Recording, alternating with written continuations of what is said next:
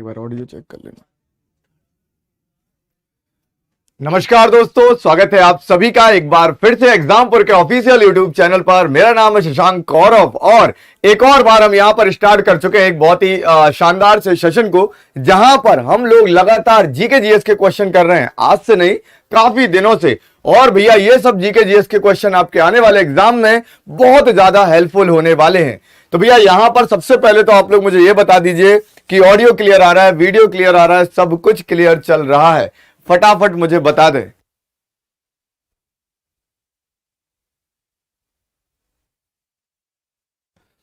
चलिए, तो भैया सभी लोग यहां पर जो है वो जुड़ जाए। ऑडियो क्लियर है, वीडियो क्लियर है, सब कुछ क्लियर आ रहा है। Very good morning, very good afternoon, जय हिंद सभी को। और सभी को दीपावली की बहुत बहुत शुभकामनाएं। बढ़िया तरीके से हंसते रहिए, मुस्कुराते रहिए, खिलखिलाते रहिए। तो भैया एक चीज ध्यान रखिएगा, चूंकि हम इतनी मेहनत से पढ़ाई कर रहे हैं तो भैया प्रैक्टिस करना भी जरूरी है। प्रैक्टिस के लिए यदि आप अलग से नहीं निकाल सकते तो इस बात का ख्याल रखिए। किस बात का ख्याल रखिए? कि आप लोगों को, जब मैं ये क्लास लाइव ये आपको पढ़ा रहा हूं यहां पर, तो आपको क्या करना है? हाँ, आप लोगों को क्या करना है? आप लोगों को जो है वो यहां पर कमेंट सेक्शन में आंसर करना है। गलत करो सही करो, आंसर करना सबसे ज्यादा इंपॉर्टेंट होता है, क्योंकि इससे आपको पता चलता है कि आप गलती कहां पर कर रहे हो, और गलती से यदि आप सीखते हो तो आप जीवन में आगे बढ़ते हो। तो शुरुआत करते हैं आज के सेशन की। सभी लोग तैयार हैं तो एक बार जो है वो थम्स अप कर दें, यस कर दें। चलेगा, बहुत बढ़िया, फटाफट जुड़ते चलेंगे।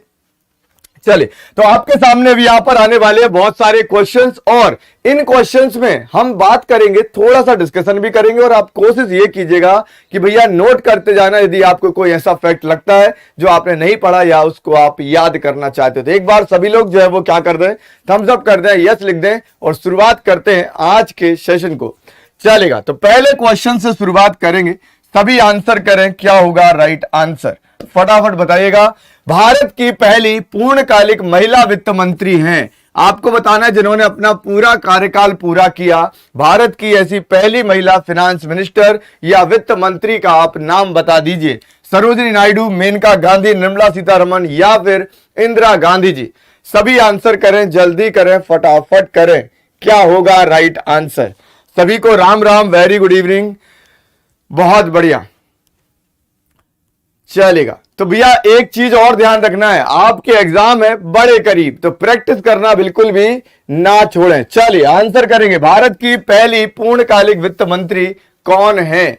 चलेगा, तो सभी के आंसर आ रहे हैं सी, बहुत बढ़िया। अच्छा, एक चीज और यहां पर ध्यान रखना, आपके एग्जाम में एक क्वेश्चन आता है। क्या आता है साहब? क्वेश्चन आपके एग्जाम में पूछा जाता है कि बताइए भारत की पहली महिला वित्त मंत्री कौन थी, या भारत की पहली महिला फिनांस मिनिस्टर कौन थी?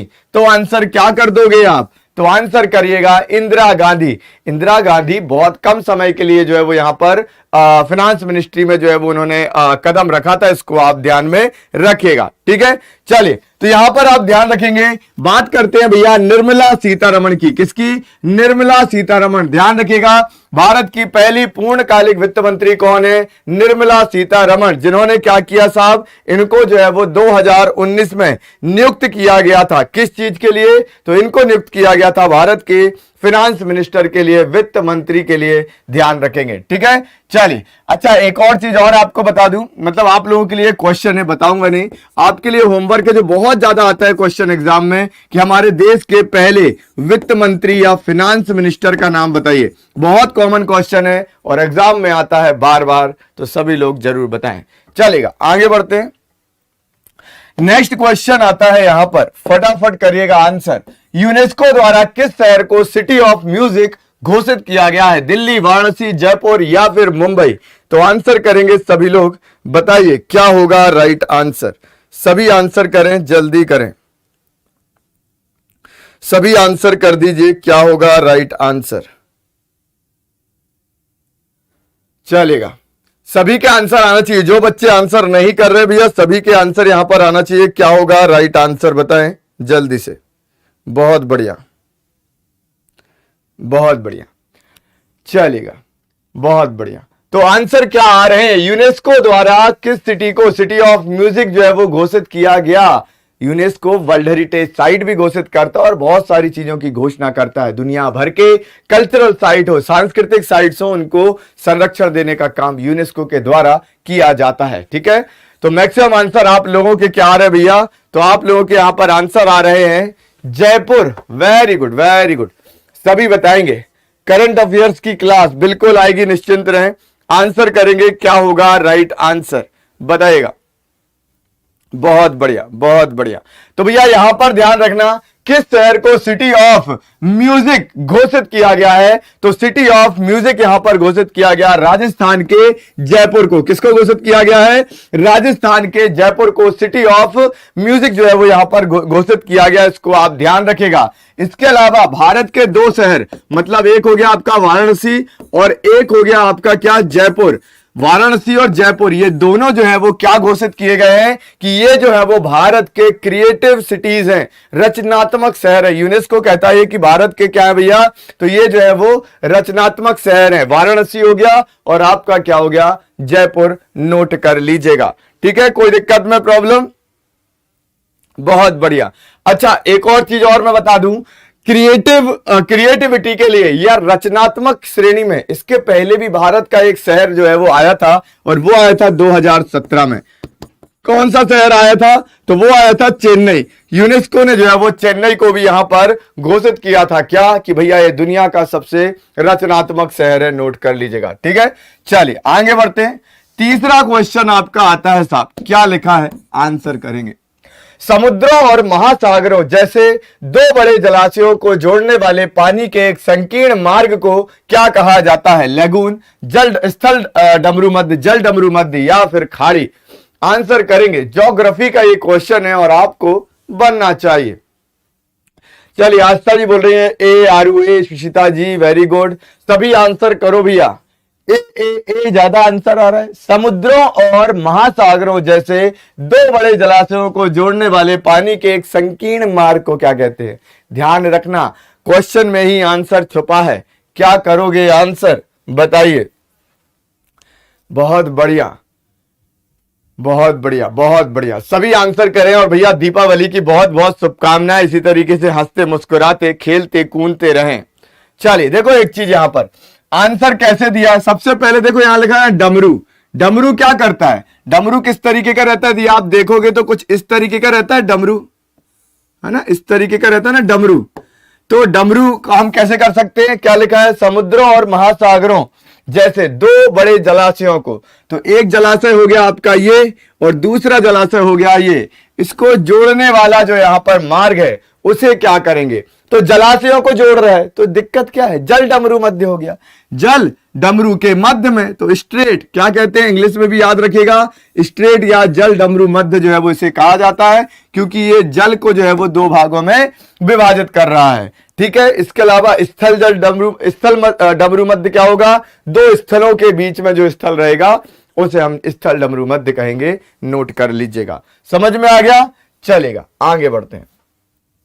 अच्छा, लैगून क्या होता है? लैगून के यदि हम बात करते हैं कि मान लीजिए एक पूरा जो है वो समुद्र है और समुद्र का जो है वो एक भाग कट के धीरे धीरे जो है वो अलग हो जाता है। इस तरीके से मान लीजिए अलग हो जाता है, ऐसा हो जाता है समुद्र और ऐसा अलग बन जाता है, और ये पानी झील के रूप में इकट्ठा हो जाता है। हमको लगती है झील है, लेकिन ये समुद्र से कट गई है, तो इसमें वही गुण होते हैं जो समुद्र के पानी में होते हैं, तो इसे क्या बोलते हैं? लैगून। लैगून झील या लैगून लेक कहा जाता है।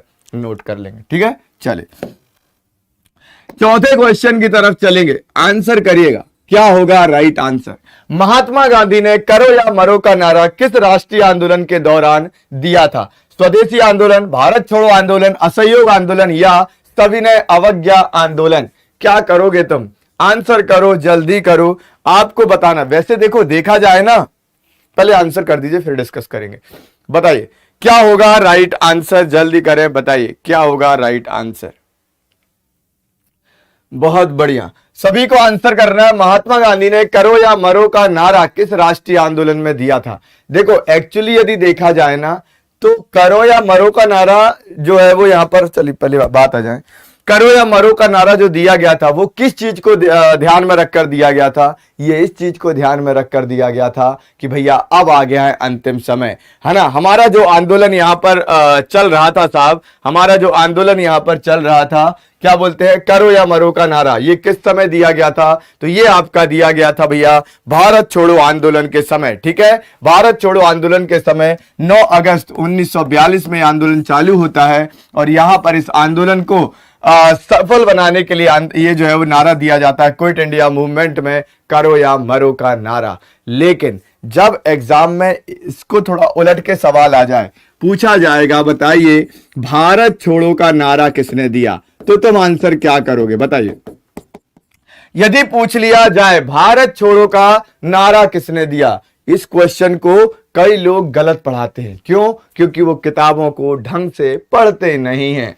तो भैया आप लोग आंसर करेंगे, क्या होगा बताइए। भारत छोड़ो, मैंने पहले भी आपको बताया भारत छोड़ो का नारा किसने दिया, तो लोग आंसर करते हैं भारत छोड़ो का नारा महात्मा गांधी के द्वारा दिया गया था। लेकिन ऐसा बिल्कुल नहीं है। क्यों नहीं है, ध्यान रखिएगा, क्योंकि भारत छोड़ो का नारा जो है वो यूसुफ मेहर अली के द्वारा दिया गया था। किसके द्वारा? यूसुफ मेहर अली के द्वारा जो है वो यहां पर दिया गया था। इसको आप नोट कर लीजिएगा, भारत छोड़ो का नारा किसने दिया? यूसुफ मेहर अली ने यहां पर दिया था।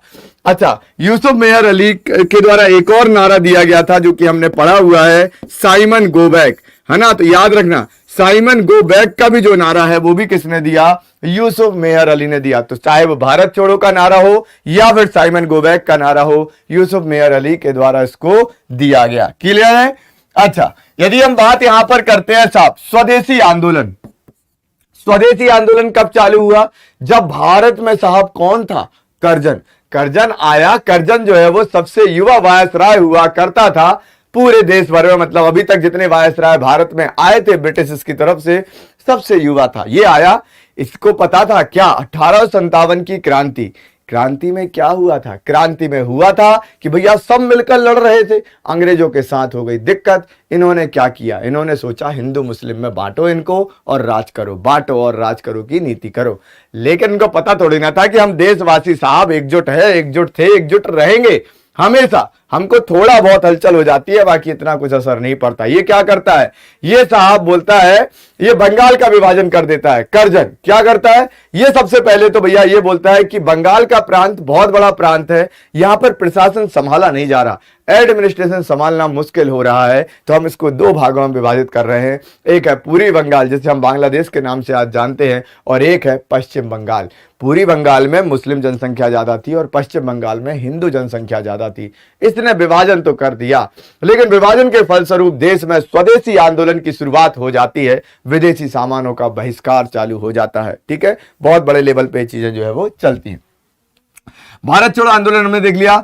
असहयोग आंदोलन, असहयोग आंदोलन या नॉन कोऑपरेशन मूवमेंट चलाया जाता है। रॉलेट एक्ट आता है 1919 में। किसी व्यक्ति को गिरफ्तार करो, उसकी कोई सुनवाई नहीं होगी यदि उस पर देशद्रोह का मुकदमा चल जाए तो। और देशद्रोह का मुकदमा कैसे चल जाएंगे? किसी ने बोल दिया अंग्रेज ऑफिसर ने कि ये देश के खिलाफ काम कर रहा है, सरकार के खिलाफ काम कर रहा है, तो बस चालू हो जाएगा।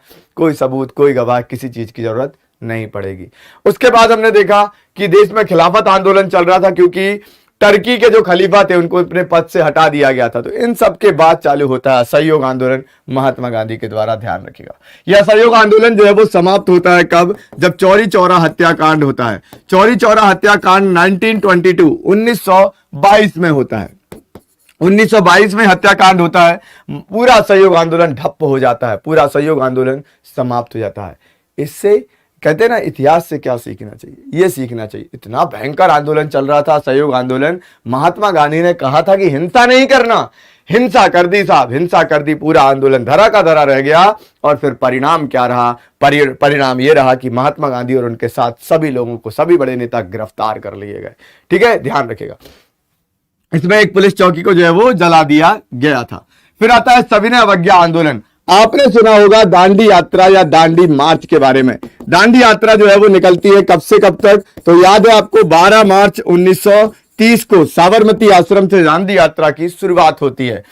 फिर क्या होता है साहब? ये दांडी यात्रा जो है वो 6 अप्रैल 1930 को दांडी नामक जगह पर जाकर नमक कानून तोड़कर समाप्त हो जाती है। महात्मा गांधी अपने 72-78 अनुयायियों के साथ जो है वो यहां पर पहुंचते हैं। और जब नमक कानून तोड़ देते हैं तो 6 अप्रैल 1930 से क्या चालू हो जाता है, सविनय अवज्ञा आंदोलन या सिविल डिसोबीडियंस मूवमेंट। क्लियर है सभी को? कोई दिक्कत में प्रॉब्लम?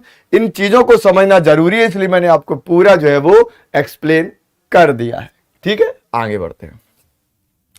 अच्छा, आगे बढ़ने के पहले भैया, चूंकि हो आ गई है दीपावली और हम सब एक बहुत बड़ा परिवार है, 9 मिलियन से ज्यादा का हमारा ये परिवार है, तो भैया सबसे पहले तो आप सभी लोगों को दीपावली की बहुत बहुत ढेर सारी शुभकामनाएं। दिल से आप सभी को शुभकामनाएं। सबसे अच्छी बात है कि आप दीपावली के इस पावन मौके पर भी जो है वो पढ़ाई कर रहे हो, ये आपके लिए बहुत अच्छा है, आपके भविष्य के लिए बहुत अच्छा है। ध्यान रखिएगा, क्योंकि लोग दूसरी चीजों में लगे होंगे और आप पढ़ाई में लगे हो, ये बहुत बढ़िया बात है।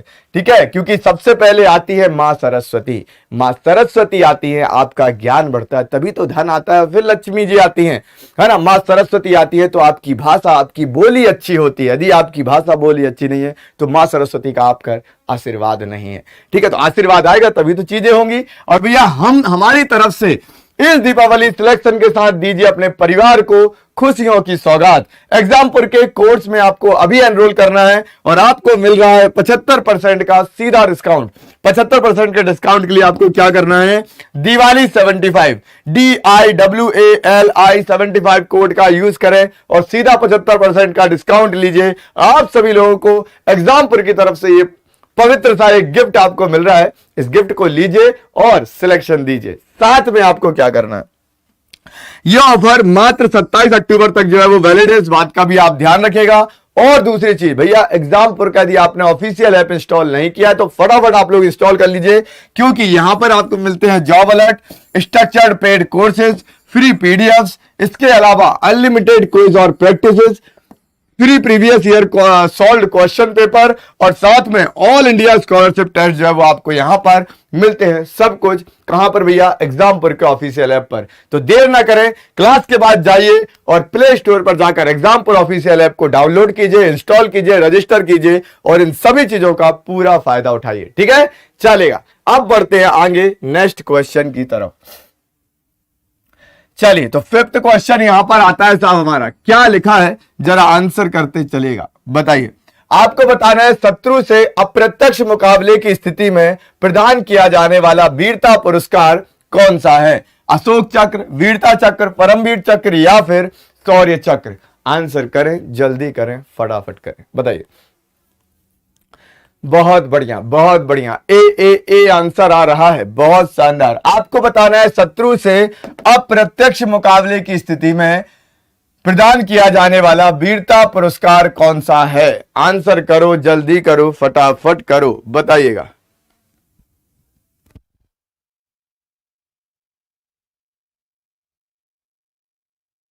सभी आंसर करें, शत्रु से अप्रत्यक्ष मुकाबले में, बताइएगा।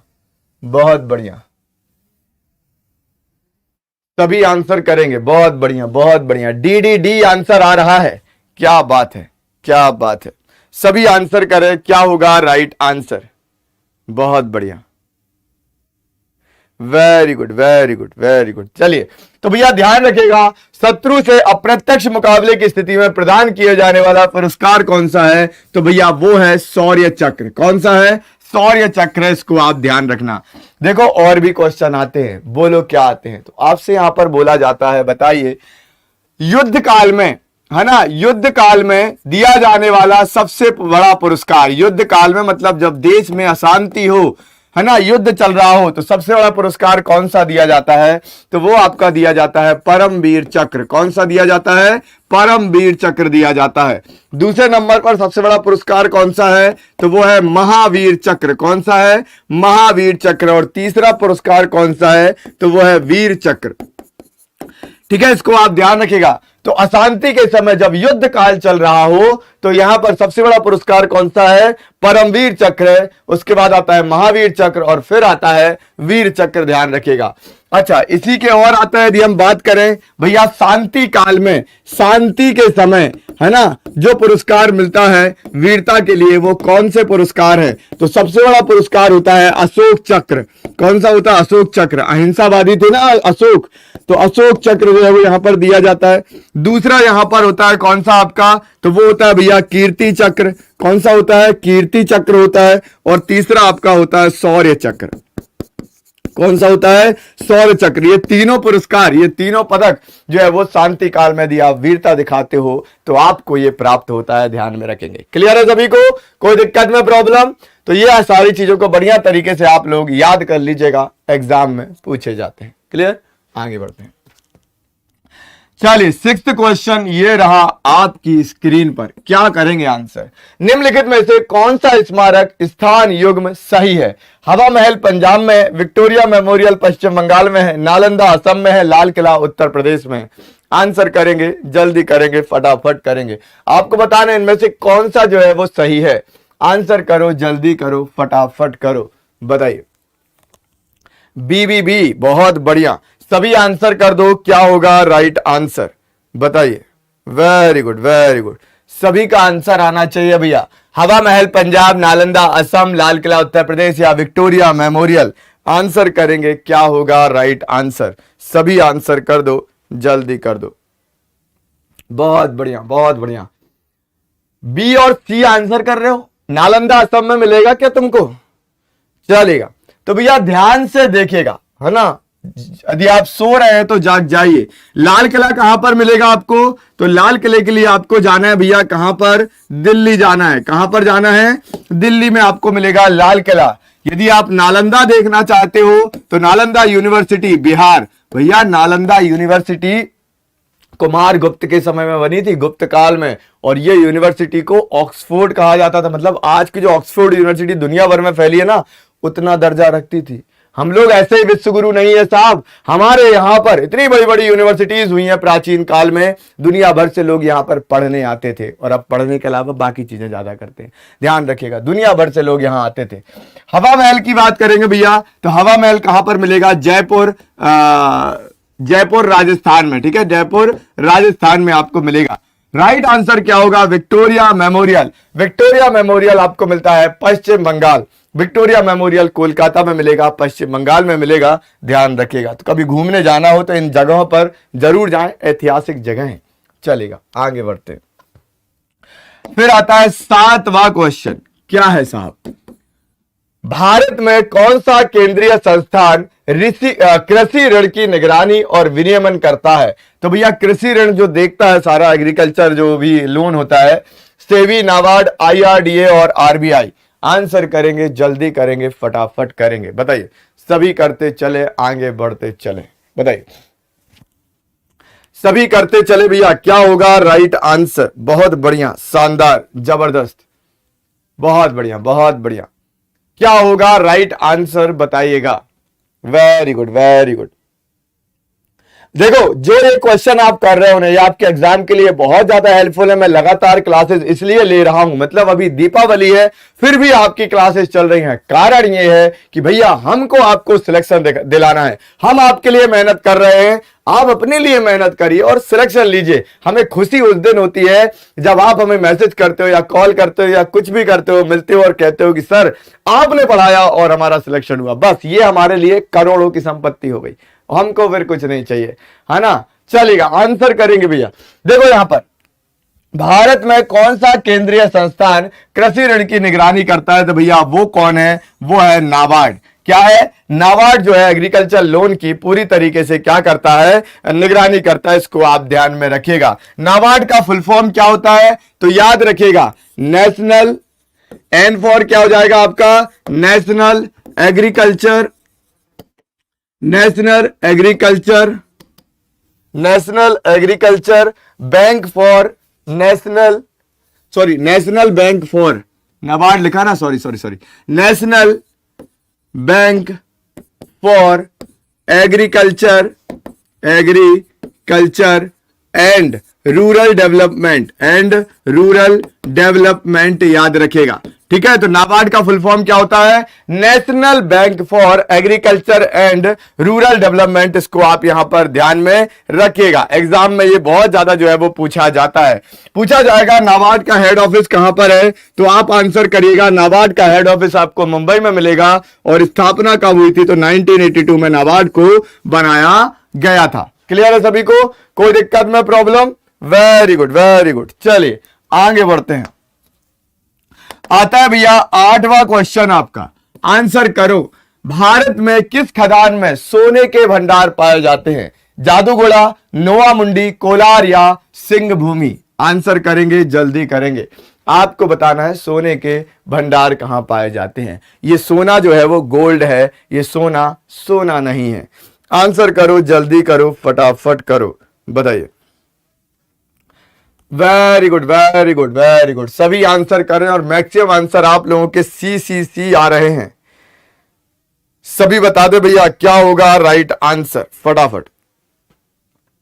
बहुत बढ़िया बहुत बढ़िया, सभी आंसर करेंगे। सी, क्या बात है। सी और ए आंसर आप लोगों के सबसे ज्यादा देखने को मिल रहे हैं।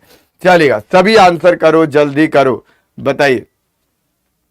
सभी आंसर करें। अच्छा, ये जो सभी जगह है ना, यहां पर अलग अलग चीजों के आपको भंडार देखने को मिलते हैं। जैसे यदि आप नोआ मुंडी की बात करोगे तो यहां पर आपको क्या मिलता है भैया? लौ अयस्क के भंडार मिलते हैं। किस चीज के? लौ अयस्क, आयरन ओर के जो है वो आपको क्या मिलते हैं? भंडार जो है वो देखने को मिलते हैं। आप जादूगोड़ा चले जाओगे तो यहां पर आपको यूरेनियम की खदान मिलेगी। क्या मिलेगी? जादूगोड़ा में यूरेनियम की जो है वो आपको खदान मिलने वाली है। और बात करेंगे कोलार माइंस की तो यहां पर सोने के भंडार मिलते हैं। कोलार माइंस में क्या मिलेंगे? सोने के भंडार जो है वो आपको देखने को मिलते हैं, एग्जाम में पूछा जाता है। और यदि हम बात करते हैं सिंह भूमि की तो यहां पर भी क्या मिलेंगे भैया? तो यहां पर भी यूरेनियम के भंडार मिलेंगे। तो ये एग्जाम में आता है। जादूगोड़ा में क्या मिलता है? यूरेनियम के भंडार। नोआ मुंडी में क्या मिलेंगे? आयरन ओर या लौ अयस्क के भंडार। सिंह भूमि में क्या मिलेगा? तो भैया यूरेनियम के जो है वो आपको भंडार जो है वो देखने को मिल जाएंगे। क्लियर है सभी को? चलेगा, आगे बढ़ते हैं। 9वां क्वेश्चन आता है, बहुत ही इंपॉर्टेंट, बहुत ही महत्वपूर्ण सवाल है, आंसर करना।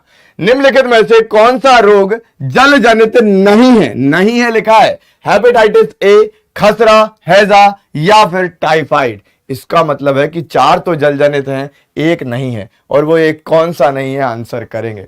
जल जनित रोग मतलब कि जल के द्वारा होने वाले रोग, जल से होने वाले रोग, बताइए कौन सा है?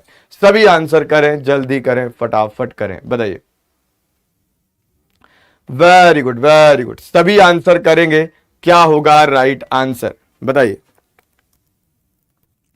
वेरी गुड वेरी गुड, सभी कर दें। क्या होगा राइट आंसर? बहुत बढ़िया बहुत बढ़िया, सभी आंसर करते चलो, आगे बढ़ते चलो।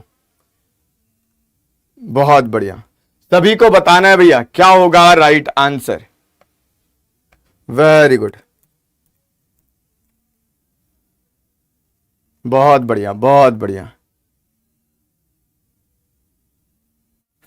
चले, तो यहां पर आप ध्यान रखेंगे, यदि हम बात करते हैं खसरा की, यदि हम बात करते हैं हैजा की, हम बात करते हैं टाइफाइड की, तो ये जल से होने वाले रोग हैं, ठीक है। लेकिन जब हम बात करते हैं हेपेटाइटिस ए की, तो भैया ये होता है आपका वायरस से।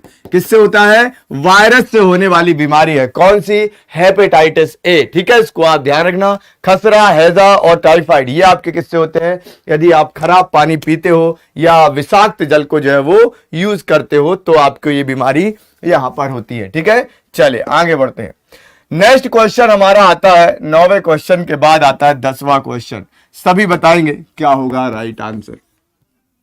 बारदोली सत्याग्रह में निम्नलिखित में से किसने प्रमुख भूमिका निभाई? सरदार वल्लभ भाई पटेल, तिलका मांझी, चंद्रशेखर आजाद या सुभाष चंद्र बोस? बताइए, बारदोली सत्याग्रह में किसने महत्वपूर्ण भूमिका निभाई? आंसर करें, जल्दी करें, बताइए।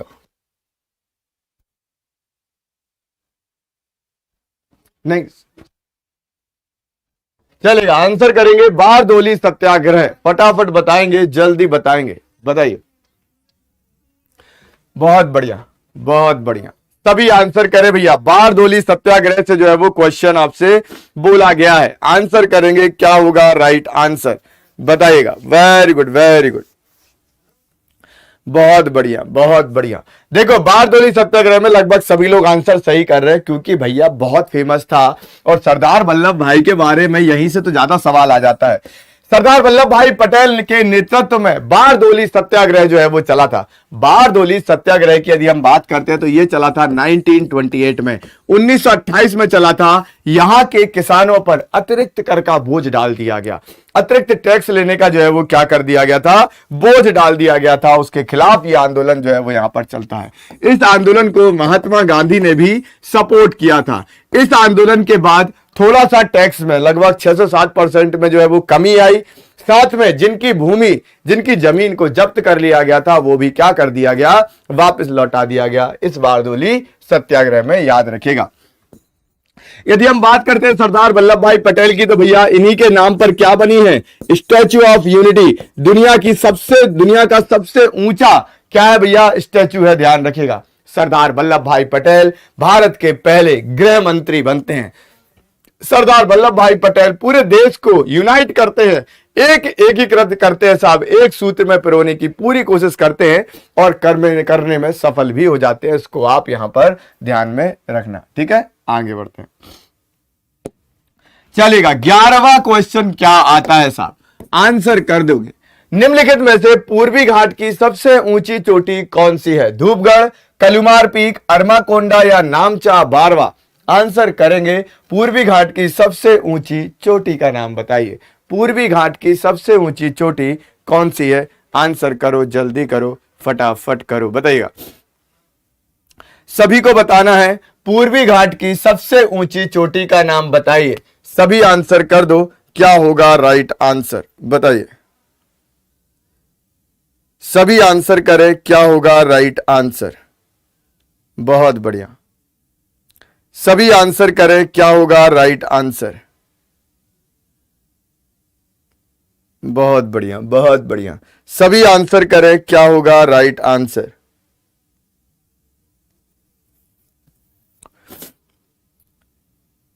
Very good very good.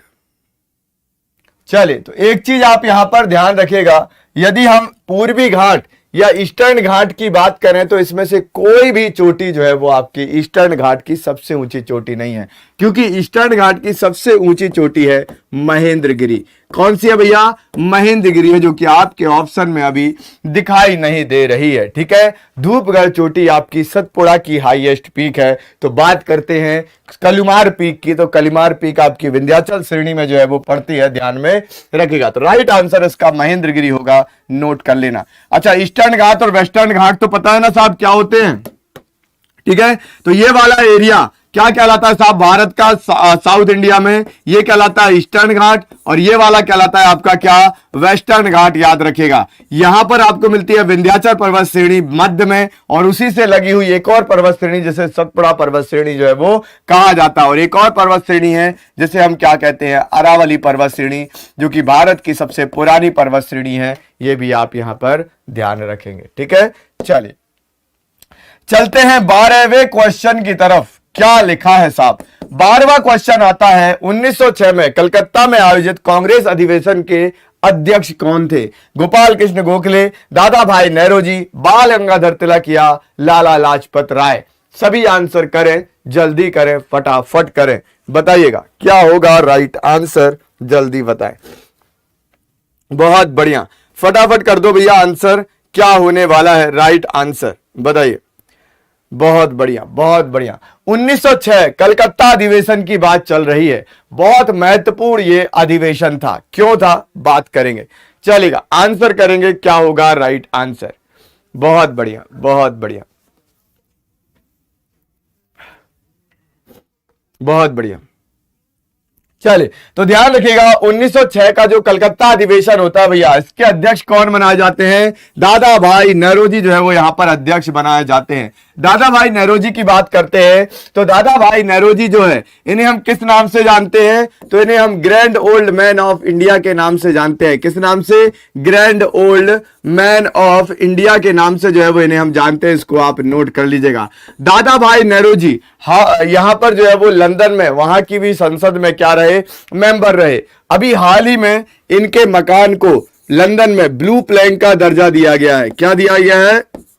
Blue Planck का दर्जा। इसका मतलब क्या होता है साहब? इनके अब मकान को लंदन में लंदन की सरकार ने, यूके की सरकार ने संरक्षित कर दिया है। ध्यान रखेंगे, ठीक है। इसके अलावा इनकी एक किताब आपको ध्यान में रखनी है। क्या भैया? यहां पर आपको ध्यान रखनी है poverty and un-British rule in India.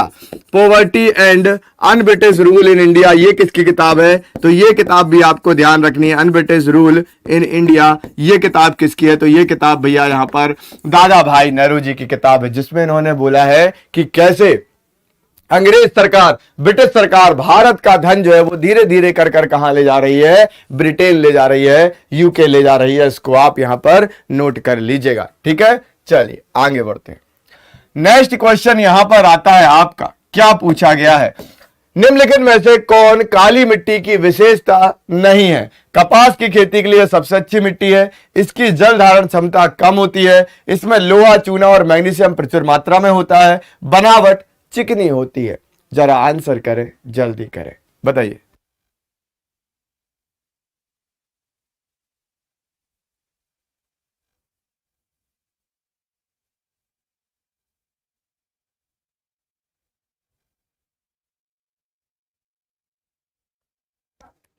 चलेगा।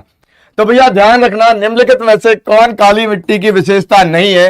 कपास की खेती के लिए सबसे अच्छी मिट्टी है, बिल्कुल सही है, ठीक है। बनावट चिकनी होती है, हाँ जी बनावट चिकनी होती है, इसमें लोहा, चूना, मैग्नीशियम प्रचुर मात्रा में होता है, बिल्कुल सही है। इसकी जल धारण क्षमता कम होती है, जी नहीं, जल धारण क्षमता इसकी बहुत ज्यादा होती है। काली मिट्टी बहुत उपजाऊ मिट्टी होती है और इस मिट्टी की जल धारण क्षमता भी बहुत ज्यादा, अत्यधिक ज्यादा होती है। यह भी आप यहां पर ध्यान में रखेंगे, ठीक है। चले, पूछा जाएगा भारत में सबसे ज्यादा कौन सी मिट्टी पाई जाती है? तो वो पाई जाती है भैया जलोढ़ मिट्टी, ठीक है।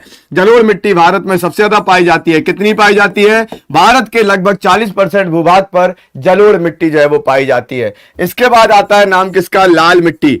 इसके बाद हमारे देश में सबसे ज्यादा लाल मिट्टी जो है वो पाई जाती है, लगभग 18% के आसपास आपको लाल मिट्टी जो है वो यहां पर देखने को मिलती है, ठीक है।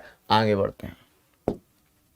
नेक्स्ट क्वेश्चन बनेगा आपका, क्या लिखा है साहब? निम्नलिखित में से किस राज्य में सिमलीपाल बायोस्फीयर रिजर्व स्थित है? नेशनल पार्क से क्वेश्चन है, नेशनल पार्क से क्वेश्चन है। देखो कुछ टॉपिक ना एग्जाम में इस तरीके के हैं कि भैया वहां से क्वेश्चन आने ही आने होते हैं। तो जरा आंसर करेंगे, क्या होगा राइट आंसर बताएंगे, बताइए। देखो एक हो गया आपका नेशनल पार्क, आपके हो गए माउंटेन्स, पर्वत जो होते हैं, ठीक है। आपकी हो गई नदियां, ठीक है। आपके हो गए जो बंदरगाह है उनकी यदि हम बात करें, मैं आपको ज्योग्राफी से रिलेट करके बता रहा हूं, ठीक है। इस तरीके से क्वेश्चन आते हैं। इससे यदि हम इतर जाए, अलग जाए, तो आप देखना भारत के मंदिर पूछे जाते हैं। भारत में नृत्य, डांस शैली पूछी जाती है। डांस में भी शास्त्रीय नृत्य भी है, लोक नृत्य भी है, वो पूछे जाते हैं। इसके अलावा कहां पर कौन कौन से लोकगीत होते हैं, ये सारे सवाल आते हैं।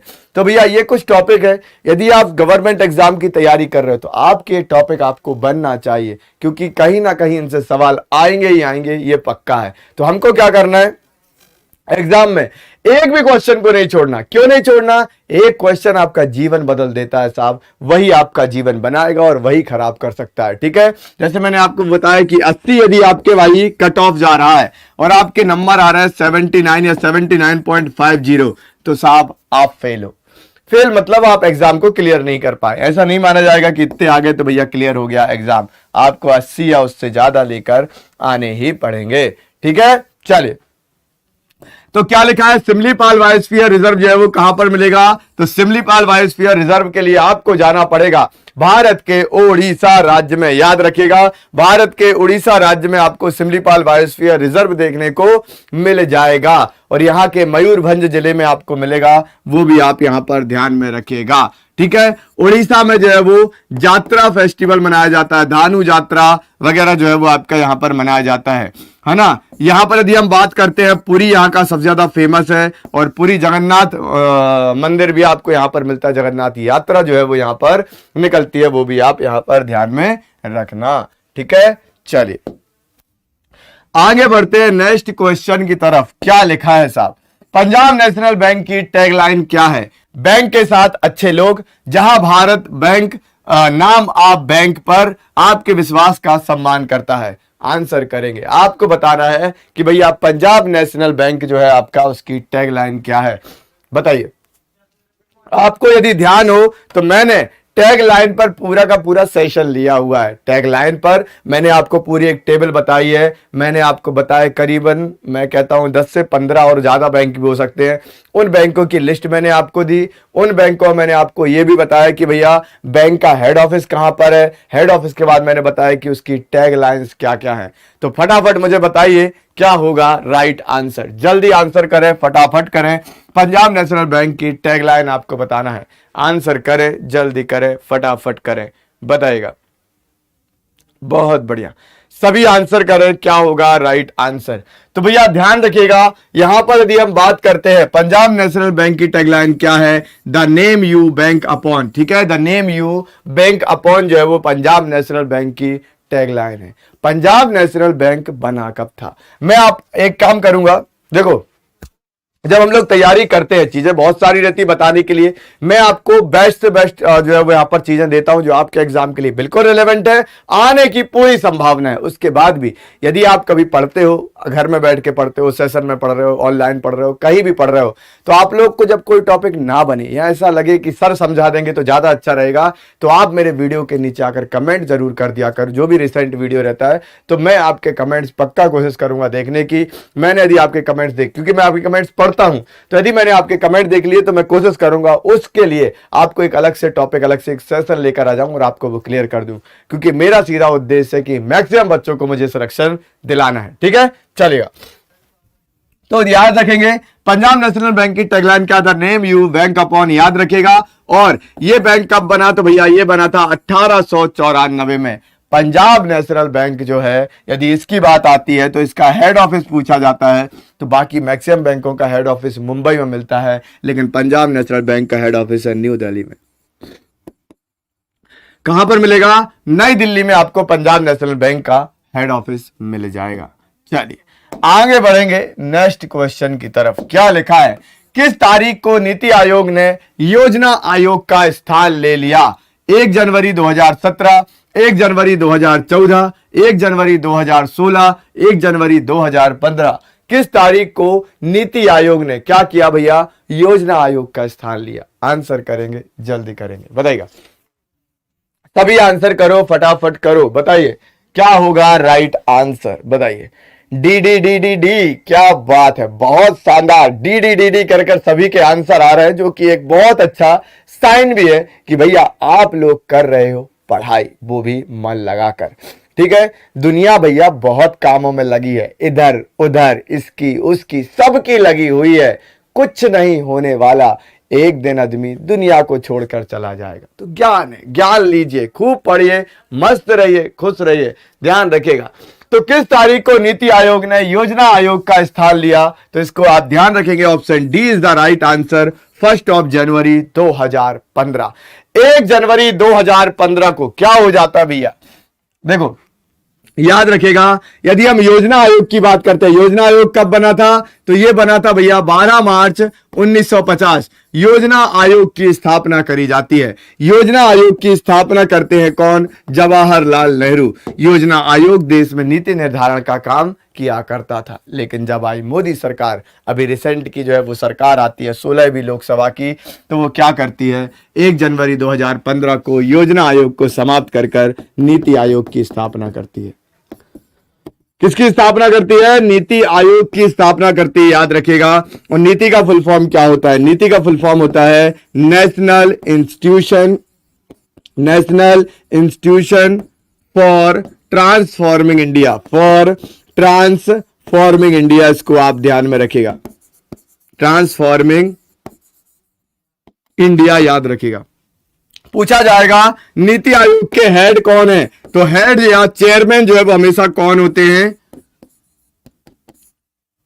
प्रधानमंत्री जी होते हैं। पूछा जाएगा वाइस चेयरमैन कौन है, तो आंसर क्या करेंगे आप, वाइस चेयरमैन है सुमन बेरी जी। कौन है, सुमन बेरी जो है वो यहां पर वाइस चेयरमैन है।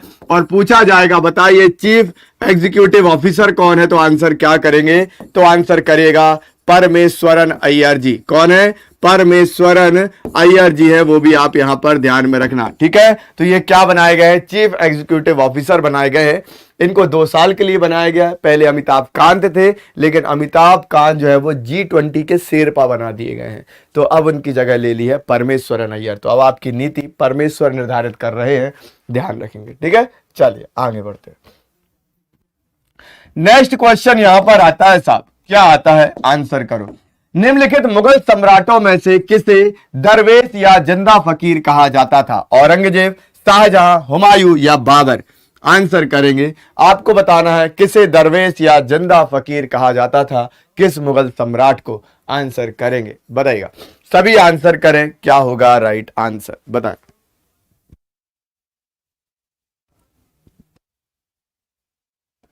चलेगा, बहुत बढ़िया, सभी आंसर करेंगे, क्या होगा राइट आंसर। तो भैया आप लोग जो है वो फटाफट आंसर करें, जो बच्चे आंसर नहीं कर रहे हैं उनके भी आते रहना चाहिए, बताइएगा। तो यहां पर आप एक चीज देखिएगा, मैक्सिमम जो आंसर आपको कमेंट सेक्शन में शो कर रहे हैं, क्या क्या भैया, very good very good, A answer आ रहा है। सब तो बनता है तुम लोगों से, क्या और जरूरत है, ठीक है। तो यहां पर आप देख सकते हो साहब, मैक्सिमम आंसर ए आ रहे हैं, कुछ कुछ लोग जो है वो बी आंसर कर रहे हैं, ध्यान रखिएगा। राइट आंसर होगा औरंगजेब। औरंगजेब को जिंदा पीर कहा जाता था। क्या कहा जाता था, जिंदा पीर कहा जाता था, याद रखेगा। इसने एक और उपाधि धारण करके रखी थी, क्या, आलमगीर। किसकी, आलमगीर, आलमगीर की उपाधि धारण करके रखी। अच्छा, औरंगजेब के बाद मुगल सल्तनत का डाउनफॉल आ जाता है। कैसा, मुगल सल्तनत धीरे धीरे आकर जो है वो लास्ट में खत्म हो जाती है बहादुर शाह जफर सेकंड तक, ठीक है, याद रखेगा। यदि हम बात करते हैं साहब मुगल सल्तनत की, मुगल सल्तनत के पहले कौन रहती है, मुगल सल्तनत के पहले जो है वो दिल्ली सल्तनत का कब्जा रहता है। दिल्ली सल्तनत में 5 वंश होते हैं और 5 वंश शानदार तरीके से काम करते हैं। मैंने आपको ट्रिक बताई थी याद करने की, GKTSL, गुलाम वंश, खिलजी वंश, तुगलक वंश, सैयद वंश, लोधी वंश। लोधी वंश का ये सब लाइन से थे दिल्ली सल्तनत में। लोधी वंश का अंतिम सम्राट होता है, अंतिम शासक होता है इब्राहिम लोधी। इब्राहिम लोधी क्या होता है साहब, 1526 में इब्राहिम लोधी और बाबर के बीच में युद्ध हो जाता है और इस युद्ध को जीत लेता है कौन, बाबर। बाबर जब इस युद्ध को जीतता है, पानीपत का प्रथम युद्ध रहता है ये, और बाबर जब इस युद्ध को जीत लेता है तो दिल्ली सल्तनत समाप्त होती है, मुगल सल्तनत की नींव रखी जाती है। बाबर एक किताब लिखता है, कौन सी लिखता है, बाबरनामा। बाबरनामा जब ये किताब लिखता है साहब, तो इस किताब में ये बहुत सारी चीजों को बताता है। जैसे इसमें ये लिखता है कि दक्षिण भारत में एक राजा है जो बहुत शक्तिशाली है, जिसका नाम है श्री कृष्ण देव राय। ये मेवाड़ के शासक के बारे में भी बात करता है और बहुत सारी चीजों के बारे में हमको बाबरनामा से जानकारी मिलती है उस समय की। लेकिन ये व्यक्ति एक और चीज और करता है भैया, बाबर क्या करता है साहब, ये किताब में लिखता है एक ऐसी बात, यदि अपनी क्लास देख लेता है शायद ये बात नहीं लिख पाते। तो भैया बाबर यहां पर क्या लिखता है, बाबर लिखता है कि हिंदुस्तान के लोग खूबसूरत नहीं होते। अब बताओ, आप सभी लोग खुद को एक बार जाकर मिरर में जाकर देखिए, क्या भारत के लोग खूबसूरत नहीं होते, है ना। तो शायद अपनी क्लास उस समय क्लास चलती नहीं थी ना, तो इसलिए पता नहीं चला होगा। तो याद रखिएगा, बाबर कहता है हिंदुस्तान के लोग मरना तो जानते हैं, लड़ना नहीं जानते। क्या बोलता है बाबर, भैया ये भारत में जंगल ही जंगल है, तो आए क्यों दद्दा, इतने दूर से यहां पर आए हो लूटने के लिए, यहां पर राज करने के लिए, तो क्या जंगलों पर राज करने आए थे और पूरी की पूरी पीढ़ियों ने यहीं पर राज कर लिया, क्या जंगलों पर किया था। तो ये सब चीजें जो है वो यहां पर लिखी गई, इनको आप ध्यान में रखेगा, ठीक है। तो बाबर के बाद आता है हुमायूं, हुमायूं के बाद आता है अकबर। आगे बढ़ेंगे, चलिए नेक्स्ट क्वेश्चन की तरफ चलते हैं। क्या लिखा है, निम्नलिखित में से किस संस्थान को देश में अनुसंधान के वित्त पोषण, समन्वय और प्रोत्साहन के लिए प्रस्तावित किया गया था। आपको बताना है कि देश में रिसर्च के लिए जो है वो पैसा इकट्ठा करे, रिसर्च के लिए प्रोत्साहित करे, इसके लिए कौन सा संस्थान बनाया गया था। अनुसंधान और विकास संस्थान, के भारतीय अनुसंधान केंद्र, राष्ट्रीय अनुसंधान फाउंडेशन, अखिल भारतीय अनुसंधान संस्थान। आंसर करेंगे, जल्दी करेंगे, फटाफट करेंगे, जल्दी बताएंगे, बताइएगा। वेरी गुड, बहुत बढ़िया। सभी को आंसर करना है, गलत करो सही करो कोई दिक्कत वाली बात नहीं है, बस आंसर आना चाहिए। बताइए, बहुत बढ़िया। C, A, very good very good. D और बी, वेरी गुड। सभी आंसर करें, मतलब सब आंसर कर दिया, ए भी कर दिया, बी भी कर दिया, सी भी कर दिया, डी भी कर दिया। बहुत बढ़िया, आंसर करते चले, आगे बढ़ते चले। बताइए, बहुत बढ़िया, क्या बात है, बहुत बढ़िया भैया। इसी तरीके से यदि मेहनत करते रहे तो जीवन में सफलता ज्यादा दूर नहीं है। ठीक है, चलेगा। आएंगे यहां पर, निम्नलिखित में से किस संस्थान को देश में अनुसंधान के वित्त पोषण और समन्वय के लिए जो है वो यहां पर रखा गया? तो याद रखिएगा, उसका नाम है नेशनल रिसर्च सेंटर या भारतीय अनुसंधान केंद्र। नेशनल रिसर्च सेंटर या भारतीय अनुसंधान केंद्र की यदि हम बात करते हैं तो इस संस्थान के जो हेड होते हैं, हेड हमेशा कौन होता है साहब? हेड होता है प्रधानमंत्री जी। ठीक है, अभी भी ये संस्थान जो है वो भरपूर रूप से काम कर रहा है, जो भारत में रिसर्च को बढ़ावा देता है। और अभी हमारे जो रिसेंट के जो अभी प्रधानमंत्री जी हैं, मतलब अभी जो हमारे प्रधानमंत्री नरेंद्र मोदी जी, उन्होंने एक नारा भी दिया। हमने सुना था लाल बहादुर शास्त्री का नारा था क्या? जय जवान जय किसान, सुना है ना? उसके बाद एक और नारा बना इसी में आगे जोड़ते हुए, अटल बिहारी वाजपेयी ने जय जवान जय किसान जय विज्ञान का नारा दिया। और अब जब नरेंद्र मोदी जी आए, इन्होंने एक और चीज जोड़ दी। बोलो क्या? जय जवान जय किसान जय विज्ञान जय अनुसंधान। तो रिसर्च को भी जय किया। अब रिसर्च का समय है, यहां पर खोज का, अनुसंधान का समय है, ध्यान रखेंगे। ठीक है, आगे बढ़ते हैं। नेक्स्ट क्वेश्चन आपका आता है साहब, यहां से क्वेश्चन बनते ही बनते हैं। राजघाट किसका स्मारक है? इंदिरा गांधी, राजीव गांधी, महात्मा गांधी या जवाहरलाल नेहरू? आंसर करेंगे, राजघाट किसका स्मारक है? सभी को आंसर करना है, गलत करें या सही करें, आंसर जरूर करें। राजघाट किसका स्मारक है? इंदिरा गांधी, राजीव गांधी, महात्मा गांधी या जवाहरलाल नेहरू? आंसर करो, जल्दी करो, बताइएगा। और ये तो बनना इसलिए चाहिए क्योंकि हर साल कम से कम 2 बार तो हम इसकी जगह का नाम जरूर सुनते हैं कि प्रधानमंत्री नरेंद्र मोदी लाल किले की तरफ जा रहे हैं ध्वजारोहण करने के लिए, लेकिन उसके पहले राजघाट पहुंचे। राजघाट किसका है भैया? तो याद रखिएगा, महात्मा गांधी। सभी का आंसर सही है। राजघाट किसका समाधि स्थल है? महात्मा गांधी।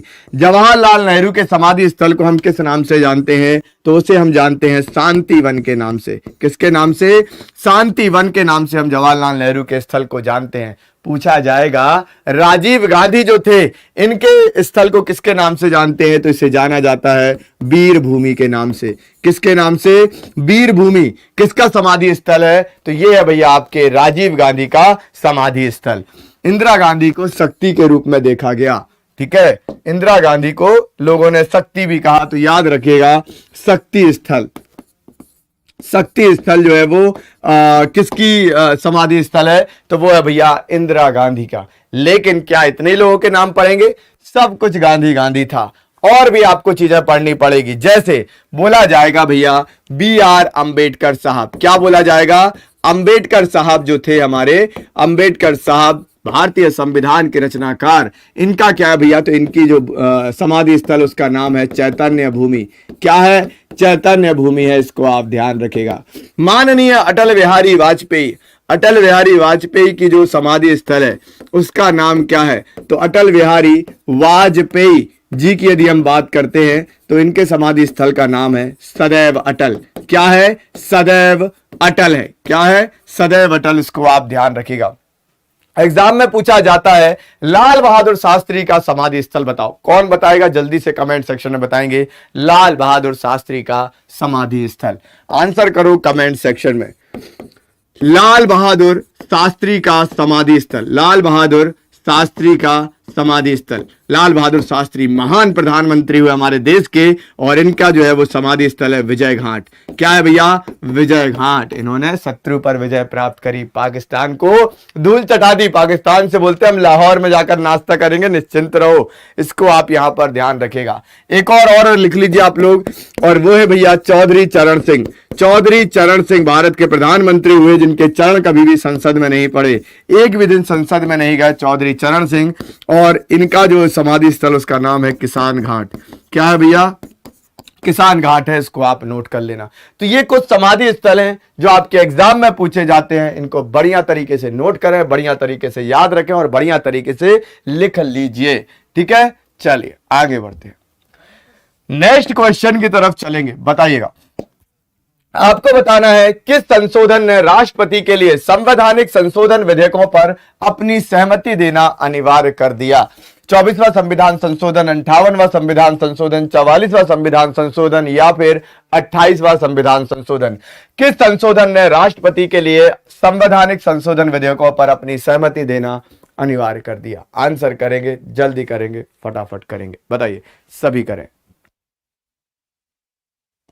बहुत बढ़िया, सभी आंसर करें। यह संविधान संशोधन अस्तित्व में आता है कब? 1971, 1971। क्या लिखा है? संवैधानिक संशोधन विधेयकों पर अपनी सहमति देना अनिवार्य कर दिया। देखो, यदि हम संवैधानिक संशोधन की बात करते हैं तो कौन सा आर्टिकल हमारे दिमाग में आता है? वो है आर्टिकल 368। अनुच्छेद 368 क्या कहता है? कि आप भारतीय संविधान में संशोधन कर सकते हैं ना? संशोधन कर सकती है संसद या पार्लियामेंट, लेकिन नियम ये रहेगा कि उसकी मूल भावना, मूल ढांचा जो है वो बना रहे, वो खराब ना हो, ध्यान रखिएगा। अच्छा, अब क्या होता है, जब भी संशोधन होता है तो लोकसभा में बिल पास होता है, फिर किसी भी सदन में पहले बिल पास होता है, फिर दूसरे सदन में जाता है, बिल पास होता है, और दोनों जगह से पास होने के बाद जाता है राष्ट्रपति के पास। किसके पास जाता है? राष्ट्रपति जी के पास होता है। और यहां यदि इन्होंने पास कर दिया या साइन कर दिया तो संविधान में संशोधन हो जाता है। अब राष्ट्रपति के पास क्यों जाता है साहब? तो आपको पता है संसद 3 चीजों से मिलकर बनी होती है। संसद बनती है लोकसभा, राज्यसभा और राष्ट्रपति से मिलकर। राष्ट्रपति का आर्टिकल 52, लोकसभा का आर्टिकल 81, राज्यसभा का आर्टिकल 80 और संसद का आर्टिकल 79। हमने कई बार इसको पढ़ा है, बार बार इसलिए लिख देता हूं जिससे आपको याद हो जाए। तो क्या होता है? तीनों की सहमति जरूरी होती है। अच्छा, अब इसमें यह होता है कि यदि लोकसभा में पास हो गया, राज्यसभा में पास हो गया, फिर प्रेसिडेंट के पास जाता है। जब प्रेसिडेंट के पास कोई बिल जाता है पास होने के बाद, तो प्रेसिडेंट, राष्ट्रपति के पास 3 अधिकार होते हैं। यहां पर क्या होता है? पहला अधिकार राष्ट्रपति जी के पास यह होता है कि वो उस बिल पर साइन कर दें और संविधान संशोधन हो गया। फिर उनके पास दूसरा ऑप्शन ये होता है कि वो उस बिल पर साइन ना करें और वापस लौटा दें। लेकिन यदि वो बिल पर साइन नहीं करते और वापस लौटा देते हैं, और यदि दोबारा बिल पास होकर आ जाता है तो साइन करने ही पड़ते हैं। ठीक है, ये सिस्टम है। फिर आता है तीसरा ऑप्शन। तीसरा ऑप्शन होता है भैया पॉकेट वीटो का। किस चीज का होता है? पॉकेट वीटो का। यहां पर क्या कर सकते हैं? राष्ट्रपति यूज कर सकते हैं। पॉकेट होता है ना, जेब में रख लो। पॉकेट वीटो का मतलब होता है कि कोई बिल आ गया, उस पर साइन भी नहीं करे, उसको वापस भी नहीं लौटाए, उसको रख लिया जेब में रख लिया, मतलब अब वो रखा है, जब साइन करना होगा तो करेंगे, नहीं करना होगा तो नहीं करेंगे। कुछ उस पर जो है वो जजमेंट नहीं देना, कुछ नहीं, डिसीजन नहीं देना, ध्यान रखेगा। तो ये कहलाता है क्या? Pocket veto. ये सारी चीज होती है। लेकिन संविधान में एक संशोधन किया गया, 24वां संविधान संशोधन, और ये बोल दिया कि संविधान संशोधन विधेयकों पर राष्ट्रपति को क्या करना पड़ेगा? सहमति देनी ही पड़ेगी। इसको आप यहां पर ध्यान में रखिएगा। समझ में आ गया? चलिए आगे बढ़ते हैं।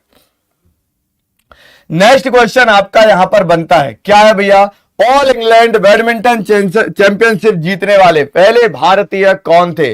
ऑल इंग्लैंड बैडमिंटन चैंपियनशिप जीतने वाले पहले भारतीय का नाम बताना है। प्रकाश पादुकोण, साइना नेहवाल, श्रीकांत किदाम्बी या फिर पीवी सिंधु। आंसर करें, जल्दी करें, बताइएगा। सभी को आंसर करना है। All England badminton championship, answer करेंगे, जल्दी करेंगे, फटाफट करेंगे, बताइए। बहुत बढ़िया, बहुत बढ़िया, सभी आंसर करें। पीवी सिंधु आंसर आ रहा है, प्रकाश पादुकोण, वेरी गुड, बहुत बढ़िया। तो डी और ए सबसे ज्यादा आंसर देख रहे हैं, very good, very good.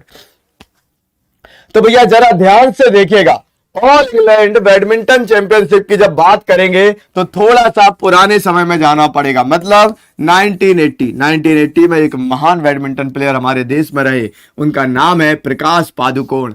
Prakash Padukone जो है वो पहले भारतीय बने जिन्होंने क्या जीती? ऑल इंग्लैंड बैडमिंटन चैंपियनशिप जो है वो जीती थी। इसको आप यहां पर ध्यान में रखिएगा। अच्छा, पीवी सिंधु भी साहब बहुत सारे, 2 अभी ओलंपिक मेडल लेकर आई, बहुत सारे मेडल जीते, नंबर 1 भी बनी, वो भी आप यहां पर ध्यान में रखिएगा। पीवी सिंधु का, पीवी का फुल फॉर्म जरूर पढ़ लीजिएगा, क्योंकि भैया पीवी का फुल फॉर्म आया इसलिए मैं आपको आपको जब भी नाम आता है बता देता हूं। पीवी का फुल फॉर्म क्या है? पुसरला वेंकटा सिंधु, वेंकटा सिंधु। भैया तो जिनका नाम रहे ना थोड़ा ज्यादा फेमस, तो उनके नाम में यदि शॉर्ट में लिखा है तो पूरा जरूर जो है वो आप लोग पढ़ लिया करो, ठीक है। तो इन सब चीजों को बढ़िया तरीके से याद रखिए, बढ़िया तरीके से पढ़ाई करिए, जीवन में बढ़िया तरीके से आगे बढ़िए। और क्योंकि भैया है दीपावली, तो दीपावली के इस खास मौके पर आप सभी लोगों के लिए, जो मैंने आपको पहले भी बता के रखा है, तो आप सभी लोगों के लिए दीपावली के इस खास मौके पर क्या है, तो दीपावली के इस खास मौके पर आप सभी लोगों को एग्जामपुर की तरफ से मिल रहा है एक शानदार सा उपहार। आप बढ़िया तरीके से हमारे कोर्सेज में एनरोल कर सकते हो, आपको सीधा 75% का यहां पर मिल रहा है डिस्काउंट। यहां पर मैक्सिमम कोर्सेज पर आपको कोड का यूज करना है DIWALI75, मतलब दिवाली 75 कोड का आप यूज करें और किसी भी बैच को परचेस करने पर आपको मिलेगा 75% का डिस्काउंट। ये गिफ्ट हमारा आपके लिए है, आपको हम ज्ञान ही दे सकते हैं। तो आप बढ़िया पढ़ाई करिए और अपने परिवार को सिलेक्शन की खुशियां दीजिए, चुनने की। आप जो है वो बढ़िया एक सरकारी नौकरी में पहुंचिए, ये आपके परिवार के लिए सबसे खुशहाली वाला क्षण होगा। तो ये ऑफर आपको मात्र 27 अक्टूबर तक जो है वो मिल रहा है, तो देरी ना करें और जल्दी से उसका फायदा उठाएं। साथ में एग्जामपुर का ऑफिशियल ऐप यदि इंस्टॉल नहीं किया, सभी लोग इंस्टॉल कर लीजिए, क्योंकि आपको यहां पर मिलता है job alert, structured paid courses, free PDFs, all India scholarship test. यहां पर बहुत सारे बेनिफिट्स होते हैं जो आपको वहीं पर पता चलेंगे। Free previous year solved question paper और अनलिमिटेड क्विज और प्रैक्टिस आपको मिलते हैं एग्जामपुर के ऑफिशियल ऐप पर। तो भैया प्ले स्टोर पर जाइए, एग्जामपुर ऑफिशियल ऐप लिखकर सर्च कीजिए और इंस्टॉल करने के बाद, रजिस्टर करने के बाद ये सारे बेनिफिट का फायदा उठाइए, ठीक है। तो ये सेशन कैसा लगा आप लोग कमेंट सेक्शन में जरूर लिखिएगा। और एक बार फिर से आप सभी लोगों को दीपावली की बहुत बहुत शुभकामनाएं, बहुत बहुत बधाइयां। मिलते हैं नेक्स्ट सेशन में। Thank you very much, take care, Jai Hind, good day, thank you.